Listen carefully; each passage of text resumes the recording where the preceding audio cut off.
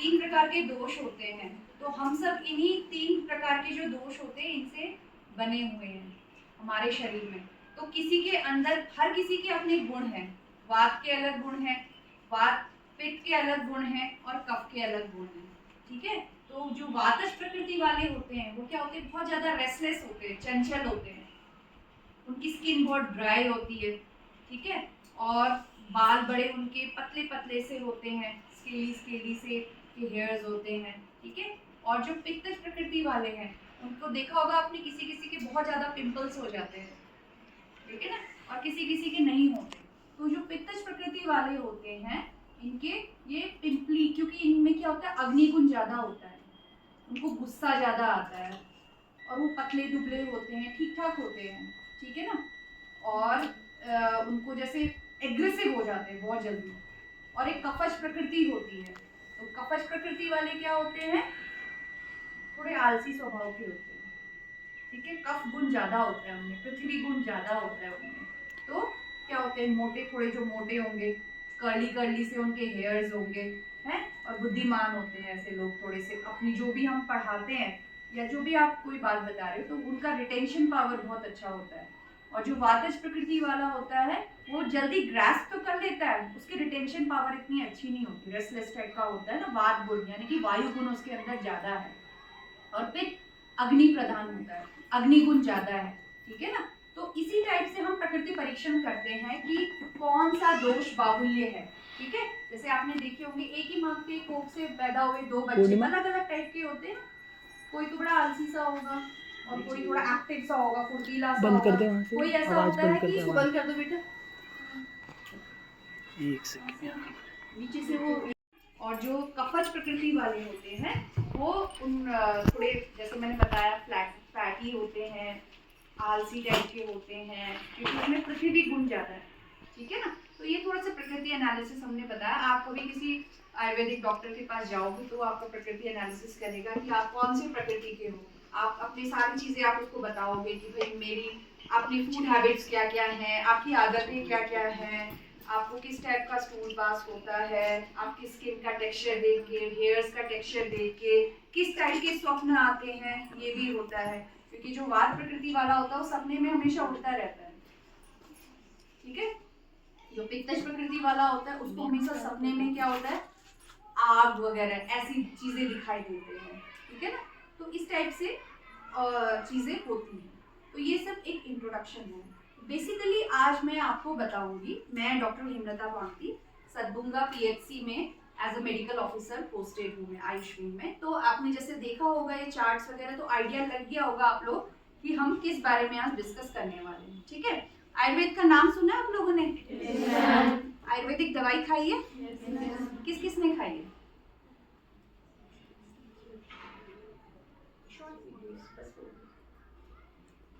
लंबा वीडियो नहीं बनाना, खाली 1-2 फोटोज बीच बीच में। आयुर्वेदिक दवाई खाई है? पाउडर वगैरह, चूरन, पट्टी वगैरह, च्यवनप्राश, ये सब क्या होता है? खाया है ना सबने च्यवनप्राश? कोविड के टाइम पे काढ़े वगैरह पिए थे? Yes ma'am. तो वो सब क्या है? आयुर्वेदिक मेडिसिन ही है वो। आयुर्वेदिक जो हमारे पेड़ पौधे होते हैं उनसे हम, जड़ी बूटियों से हम वो दवाई तैयार करते हैं। ठीक है ना, तो आयुर्वेद का जो है, आपको वेदों के बारे में पता है? कितने वेद होते हैं? 4। कौन कौन से? ऋग्वेद, सामवेद, अथर्ववेद, यजुर्वेद। तो आपने जो अथर्ववेद बताया, तो आयुर्वेद उसी का पार्ट है, अथर्ववेद।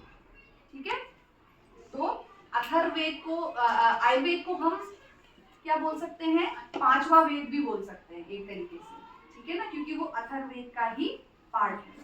ठीक है, तो इसलिए हम लोग, आयुर्वेद आज की पैथी नहीं है, ये कौन से देश की चिकित्सा पद्धति है? भारत की, है ना। और बाकी जो हम एलोपैथी या हम होम्योपैथी यूज करते हैं वो जर्मन पैथी है, वो हमारे देश की नहीं है। लेकिन हमारा दुर्भाग्य है कि अपनी पैथी को अपने देश में इस्टेब्लिश करने के लिए हमें लोगों को जागरूक करना पड़ रहा है। ठीक है ना, बाकी आप देशों में जाओगे, चाइना में जाओगे या वहां जाओगे, तो वहां की जो ट्रेडिशनल पैथी होती है वो लोग उसको बहुत ज्यादा इंपॉर्टेंस देते हैं। लेकिन हमारे में अब कुछ सालों से जो है हम लोग जागरूक हुए हैं इसके प्रति, वरना हम क्या करते थे, थोड़ा सा हमें सर्दी जुकाम हुआ हम एंटीबायोटिक लेना स्टार्ट कर देते हैं। और हमारा लाइफस्टाइल इतना खराब हो चुका है कि हमारा जो शरीर है वो एक बीमारियों का घर बन गया। हम बहुत जल्दी बीमार पड़ जाते हैं, बहुत खराब हो गया है ना। तो पहले जो हमारा लाइफस्टाइल थोड़ा अलग था, अब जो है हमारा लाइफस्टाइल बिल्कुल चेंज हो गया है। हमारी फूड हैबिट्स बहुत चेंज हो गई है। हम लोग अब आजकल अपने जो हमारा पारंपरिक भोजन है उसको ना खा के हम क्या खाते हैं, जंक फूड्स की ओर जा रहे हैं, है ना। मोमो, चाउमीन, बर्गर, ये आजकल बच्चों के फेवरेट बन गए हैं। कितने लोग खाते हैं मोमो, चाउमीन, बर्गर? खाते तो सभी हैं, कितने लोग फ्रीक्वेंट खाते हैं? कुछ होते हैं ना, एक कि चलो महीने 2 महीने में खा लिया, कुछ होते हैं जिनको डेली चाहिए या हफ्ते में चाहिए ही चाहिए। ऑनेस्टली हाथ खड़ा कर दो। मैगी भी उसी में आती है। मैगी भी, मैदे की सारी चीजें उसी में आती है। ऑनेस्टली हाथ खड़ा करो, ऐसा कोई वो इसमें कोई हम आपका वो नहीं कर रहे हैं कि आप ऐसा क्यों खा रहे हो। वही मैं बताने आई हूँ आप लोगों को ना। लो, कितने फ्रीक्वेंट खाते हो बेटा? कितने जल्दी जल्दी खाते हो? हफ्ते या डेली? एक दो दिन छोड़ के। क्या मैगी? अच्छा, हमने भी बदला। और कोई इनका साथी? ये चलो ठीक है, महीने में कभी साल में टेस्ट के लिए आप खा रहे हो, दैट इज फाइन, ठीक है। और कोई ये जो डेली वाला है? मैगी तो रोज ही खा लेते होंगे। पैदल जाते जाते मोमो खाते रहते होंगे ये दोनों। अगर खाते हो तो प्लीज स्टॉप, ठीक है। इसके साइड इफेक्ट्स बहुत ज्यादा हैं और डेली अगर आप खाओगे तो आपके आंतों में चिपक जाएगी। आपके जो विलाइज होते हैं, इसमें इंटेस्टाइनल विलाइज होते हैं। साइंस के स्टूडेंट कितने हैं? पढ़ा होगा ना, ऑर्गन्स पढ़े हैं ना, तो इंटेस्टाइन के अंदर जो विलाइज होते हैं उसमें वो चिपक जाते हैं। तो अगर आप उसके बाद हेल्दी फूड भी खाओगे तो उसका एब्जॉर्प्शन नहीं हो पाएगा। और अभी रिसेंटली एक केस आया था, दिल्ली एम्स में एडमिट है, वो इसी टाइप का बच्चा था कि वो डेली यही मोमो, चाउमीन, उसकी डेली एक मतलब उसके टेस्ट बड को वो चीज़ उसने अपने कब्जे में कर लिया था कि भाई मुझे ये खाना ही खाना है। तो वो 3 महीने से अभी एम्स दिल्ली में एडमिट है, उसके कई ऑपरेशन हो चुके हैं, पर अभी देखो अगर बच जाता है तो उसकी किस्मत है। तो ये मैं आप लोगों को बता रही हूँ कि इसका फ्यूचर क्या है जो आप डेली खाते हो, ठीक है बेटा। मैदे वाली चीजें हैं, इनको आप मत खाओ। मोदी जी आजकल मिलेट्स के लिए प्रमोट कर रहे हैं, मोटा अनाज जैसे पहले खाते थे लोग। क्यों पहले लोग इतने बीमार नहीं पड़ते थे? क्योंकि उनकी फूड हैबिट्स उस टाइप की नहीं थी, ठीक है ना। अब आजकल जो हम खा रहे हैं, तो आप ये सोचो 10-15 साल बाद आपका भविष्य कैसा होगा। पहले तो कंबाइंड फैमिली होती थी, अब तो बीमार हो गए तो कोई सेवा करने वाला भी नहीं है, सब न्यूक्लियर फैमिलीज है।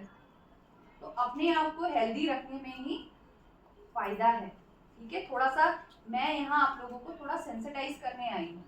ऐसा नहीं है कि मैं आपको सारी चीजें एक दिन में बता दूंगी, इस आधे घंटे 1 घंटे के सेशन में सब कुछ आपको नहीं बता सकती। मैं सिर्फ आपको सेंसिटाइज करने के लिए आई हूँ, आपको जागरूक करने के लिए आई हूँ, ठीक है। हमें ये आयुर्वेद्या हमारा जो है ये सेंट्रल गवर्नमेंट की तरफ से ये हमारी स्कीम, ये हमारा कार्यक्रम चल रहा है आयुर्वेद्या, जिसमें हम डिफरेंट स्कूल्स में जाके बच्चों को इस बारे में जागरूक कर रहे हैं। क्यों? क्योंकि बच्चे ही हमारा कल का भविष्य हो, और तुम अगर हेल्दी खाना नहीं खाओगे, जाके जंक फूड्स पे अटकोगे, तो आज से 10-15 साल बाद क्या हालत होगी। तो हमारे देश का भविष्य हो तो, और इस एज में तो खासकर जो टीनेजर हैं या एडोलसेंस एज है, तो इसमें तो आपको बहुत ज़्यादा पोषण की ज़रूरत होती है ना। प्रोटीन, कार्बोहाइड्रेट, मिनरल्स, वाइटामिन्स, इनकी ज़रूरत होती है। और अगर इस समय आपको नहीं मिलेगा तो आगे जाके बहुत प्रॉब्लम्स आएंगी लाइफ में। तो अभी आप इन सब चीज़ों को हटा के हेल्दी फूड पे आप कंसंट्रेट करो, ठीक है। ऐसा ऐसा नहीं है, हेल्दी फूड में भी आपको टेस्ट डेवलप कर सकते हो, उसमें बहुत सारे ऑप्शंस होते हैं। बस आपको यहाँ से आपको जागरूक होना है, यहाँ से सोचना है। आप टेस्ट बड्स की सुन के खाना मत खाओ, ठीक है ना, क्योंकि वो गट फ्रेंडली नहीं है। वो टेस्ट फ्रेंडली है लेकिन गट फ्रेंडली नहीं है। व्हाट इज गट? जो आपका पेट होता है, आप इसको गट बोलते हैं, ठीक है, वो गट फ्रेंडली नहीं है। तो प्लीज अगर आप लोग खाते हो बच्चा ये लोग ये सब खाना, तो आप उसको छोड़ के हेल्दी फूड की तरफ आइए, ठीक है ना। ये थोड़ा सा एक डेमो था उससे पहले। तो हम पहले बात करेंगे दिनचर्या की। व्हाट इज दिनचर्या? कोई एक आंसर देगा? एनीवन? Daily routine. और व्हाट इज दिनचर्या? बताओ बताओ, तो सीनियर बच्चे हो। टाइम टेबल एंड दिनचर्या।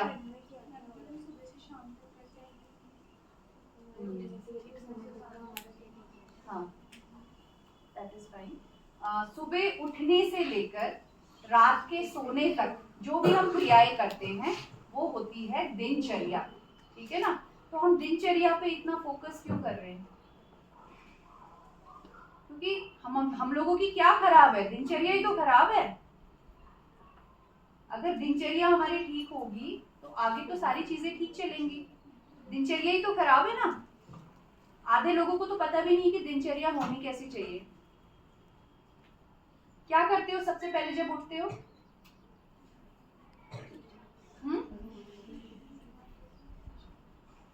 हाँ बताओ।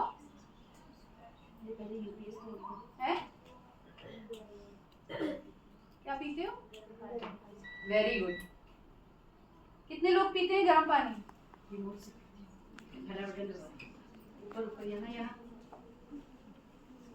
बहुत कम बच्चे पीते हैं। तो वेरी गुड। सबसे पहले उठ के हमें गर्म पानी, उष्ण जल का पान करना चाहिए, ठीक है ना, वो सबसे जरूरी है। लेकिन हम क्या करते हैं? सबसे पहले उठ के क्या पीते हैं? चाय पीते हैं। चाय इज वेरी एसिडिक, ठीक है ना। तो हम रात भर की हमारी जो फास्टिंग है उसके बाद हम क्या कर रहे हैं? कंप्यूटर ऑन करने की बात है, सीपीयू को ऑन करो, यहाँ से आगे एसिड को अपने शरीर में डाल रहे हैं जलाने के लिए, ठीक है। एसिड जलाने का ही तो काम करता है ना। खाली पेट हम रात भर की फास्टिंग है, हमारा फास्ट था रात को, और जब हम सुबह उठे तो हमने चाय एसिड डाल दिया, तो एसिडिटी तो हो गई, होती है ना मोस्टली। कितने बच्चों को एसिडिटी वाली प्रॉब्लम है किसी को? लेटर ऑन एज में होती है ये एसिडिटी की प्रॉब्लम, ठीक है ना। तो सुबह उठ के आपने क्या पीना है?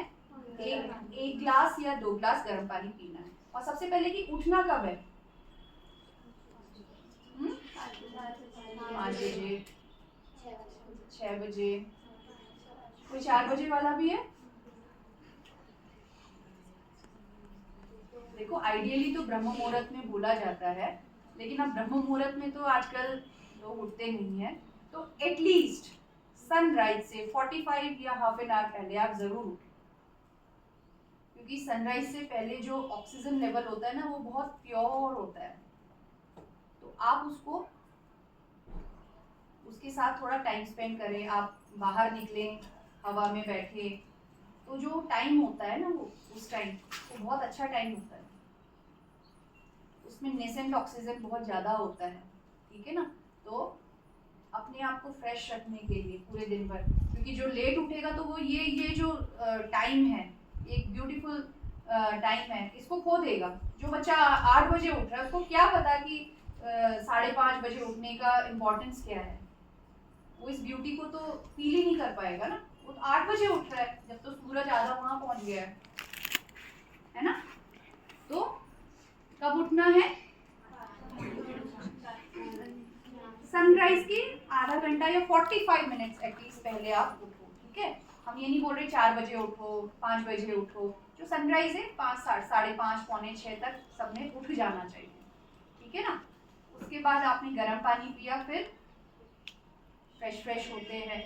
गर्म पानी पीने से पेट भी साफ रहता है। कई बच्चे होते हैं ना जिनको पेट साफ की प्रॉब्लम नहीं होती है ना साथ नहीं हो पाता कई बच्चों का, फिर क्या होता है, आप फोन में आ गए, आपके दिन भर पेट में दर्द रहेगा, ना आपको पढ़ाई में मन लगेगा, ना आपको मन नहीं लगेगा आपका, ठीक है ना। तो सबसे पहले आप उठ के पानी पियो, जिससे कि आपका ये हैबिट सिर्फ अभी के लिए नहीं बता रही हूँ, जो मैं ये चीज़ें बता रही हूँ आप लाइफ लॉन्ग फॉलो करो, और अपने घर वालों को, मम्मी पापा भाई बहनों को भी ये चीज़ आप बताओ।